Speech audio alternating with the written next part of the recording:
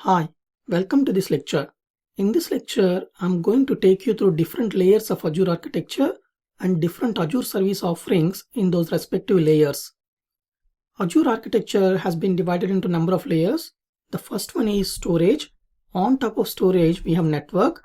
On top of network, we have databases and compute resources such as servers.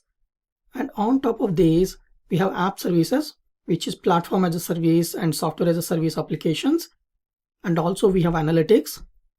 And on top of these, we have enterprise application integration. The purpose of this is to integrate different Azure services and also different on-premise applications with Azure services. On top of that, we have Internet of Things and also security. When it comes to the cloud, security plays a very important role. And overarching to everything, we have monitoring, and also we have different Azure tools that are available to manage all these resources. So let's go through different Azure service offerings in these respective layers.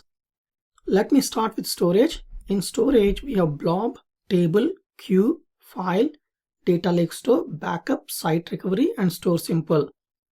Using blobs, you can store unstructured data in the cloud. This unstructured data can be media files, installations, documents, like that. And using tables, you would be able to create a table in the cloud and also insert data, delete data from the table. And using queues, you can able to create a queue on the cloud, post messages into the queue, and also read messages from the queue. And using files, you can able to create a shared file storage for applications. And data lake store is a hyperscale repository which is specifically designed for big data analytic workloads. And using backup, you can able to take a backup of either your on-premise virtual machines or Azure virtual machines. And using site recovery, you can able to replicate the workloads to your disaster recovery data center or Azure storage. Store Simple is a SAN level hybrid cloud storage solution which enables you to store the inactive data into the cloud. So these are the different storage services available in Azure. And when it comes to network, we have virtual network, we have load balancer, application gateway, traffic manager, express route, VPN, and DNS. In Azure, you can able to create a virtual network, which is basically a logical dedicated space for you in Azure with your own IP address range and everything. And using load balancer, you will be able to deliver high availability solutions. Application gateway provides much more capability than load balancer in terms of high availability. And using traffic manager, you will be able to route the traffic between different data centers. So load balancer, application gateway, and traffic manager, they all deliver high availability solution, but at different capability levels. Using express route, you will be able to connect your data center to the cloud on a private connection. There are different third-party providers that provide this express route connection between your private data centers to Microsoft data centers. VPN delivers the same functionality of express route but over the internet. So using express route and VPN, you will be able to connect your data center to the cloud. DNS is Azure DNS resolution service on the cloud. So these are the network-related Azure services on the cloud. We will go through them in detail in the Azure network section of the course. And the next thing is compute. In compute, we have virtual machines, cloud service, service fabric, batch, virtual machine scale sets, and functions. Virtual machines is infrastructure as a service offering from Azure, using which you can able to create servers, whether it is Windows, Linux, etc.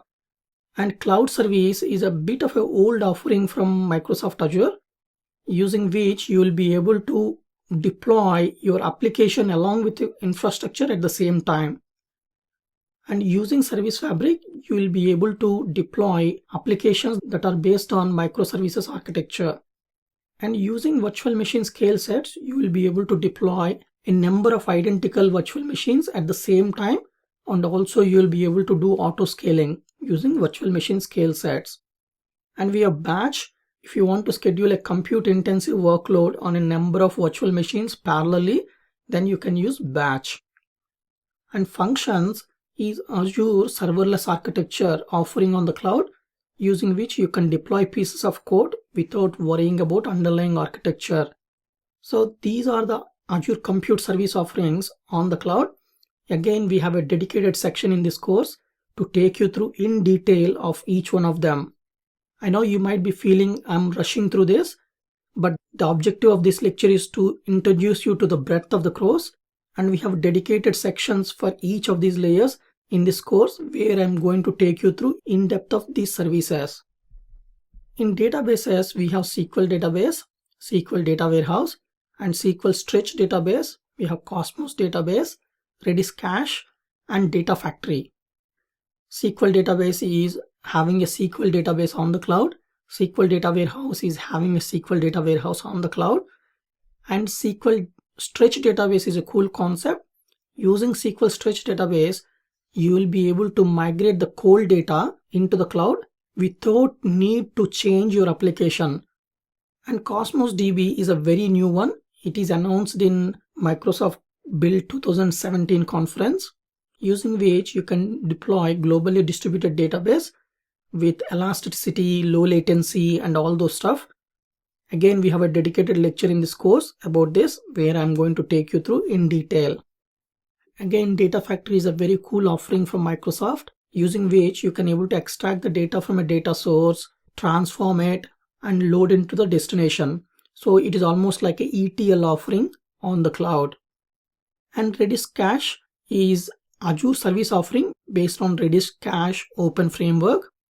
Basically, you can have a Redis cache on the cloud, which is managed by Microsoft, which you can access from any applications within Azure. So these are the database service offerings on the cloud by Microsoft. And when it comes to app services, we have web apps, using which you can able to deploy web applications. We have mobile apps, using which you can able to deploy mobile backend services. And we have logic apps, using which you can build workflows on the cloud.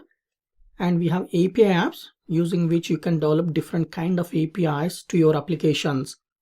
All these web apps, mobile apps, logic apps, and API apps can be interlinked. For example, from logic app, you can able to call different APIs, and logic app can be triggered from a web app like that. Again, we have dedicated lectures on these offerings where I'm going to take you through how to integrate between these components. And then we have API management. API management provides a wrapper around API apps and logic apps, using which you will be able to manage the throughput that is coming to different API apps. You can manage the security, you can expose those APIs to your developers, etc. And then we have media services, using which you can able to deploy media management related applications on the cloud. And then we have CDN, which stands for Content Distribution Network.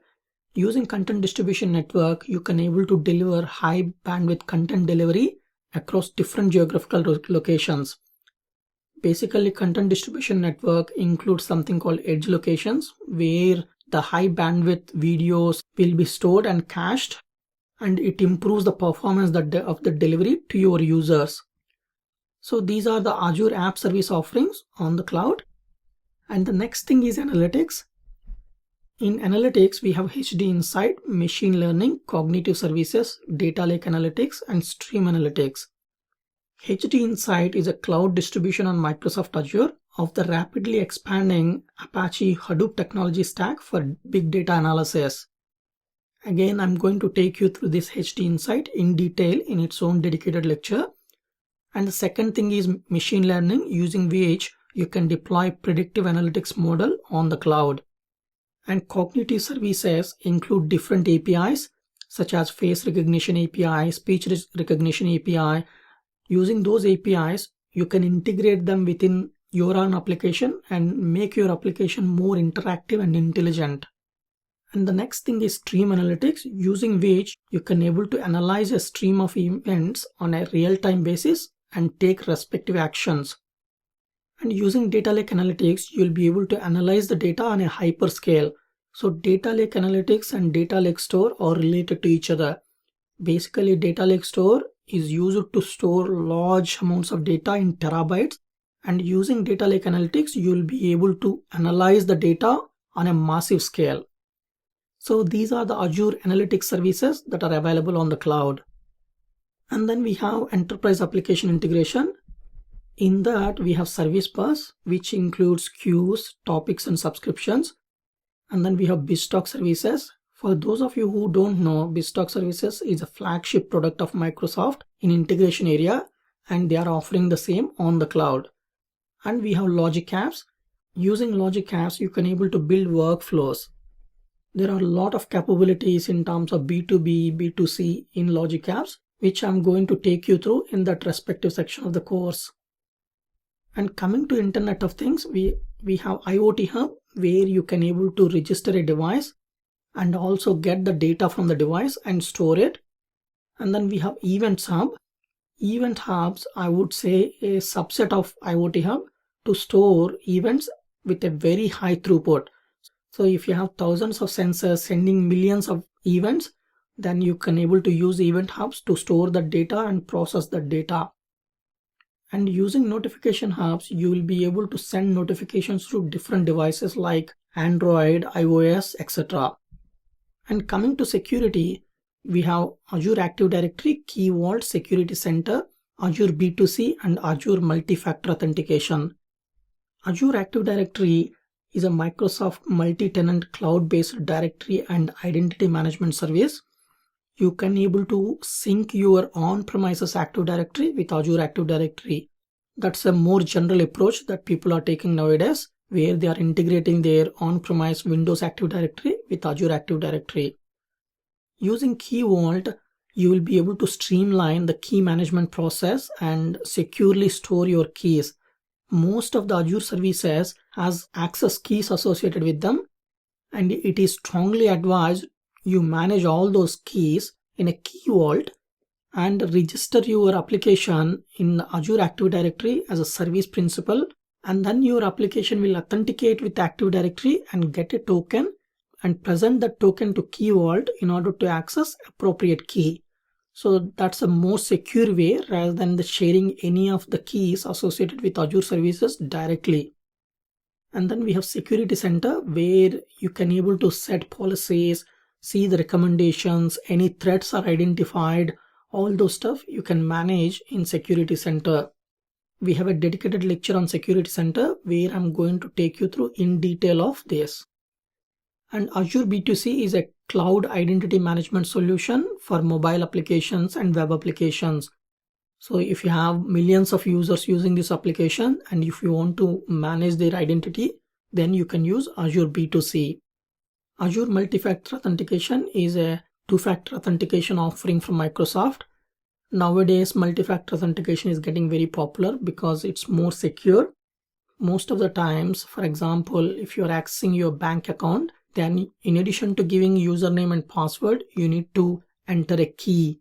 That key might be provided by a hardware device or an app that produces that random number, or you can get an SMS or an email with that code. You can opt for any of this stuff when you are registering for Azure Multi-Factor Authentication. And finally, we have monitoring. In monitoring, we have Azure Monitor, which is used for basic monitoring, where you can monitor all the metrics, activities, and diagnostic logs for all Azure services at the same place. And using log analytics, you will be able to get the data or logs from different sources, whether it is on-premise or Azure Cloud or AWS Cloud. You can pull the data from all those data sources and apply analytics on top of it. We have quite a few hands-on exercises on log analytics where I have shown you how to use those capabilities. And then Azure Advisor, which advises you how to minimize your Azure costs, and Application Insights, which are similar to log analytics but focused more on the application side rather than infrastructure or server side. And automation. Using automation, you'll be able to automate different Azure tasks. So for example, if you want to shut down a virtual machine during the night time, you'll be able to do so using Azure Automation. And finally, tools. There are a number of tools provided by Azure. One of the strongest points of Microsoft Azure when compared to any other cloud providers is the tools available for you to manage Azure resources. There are a number of tools such as Visual Studio, using which you will be able to develop web apps, mobile apps, logic apps, API apps, etc. And Azure PowerShell, using which you can able to manage different Azure services. You have command line interface. You have ARM templates, using which you will be able to deploy the same configuration again and again. And you have REST APIs in order to programmatically manage different Azure services. And also you have Storage Explorer and Emulator to manage Azure storage using standalone desktop tools. So these are the different Azure service offerings provided by Microsoft. I hope you are getting the scale of these Microsoft service offerings now. It is so vast. I will try to cover as much as possible in this course about all of these things.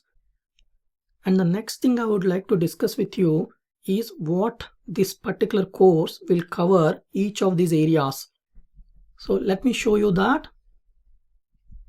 In terms of course coverage, in storage we have around 5 theory lectures and 8 hands-on exercises. These hands-on exercises predominantly use Visual Studio. I'll show you using Visual Studio how you can write programs to access blobs, how you can create tables and insert rows into the table, how you can create queues and insert messages into queues, how to create SAS keys and use that SAS key in order to access blobs and tables, etc. And in network, we have 5 theory lectures and 6 hands-on exercises.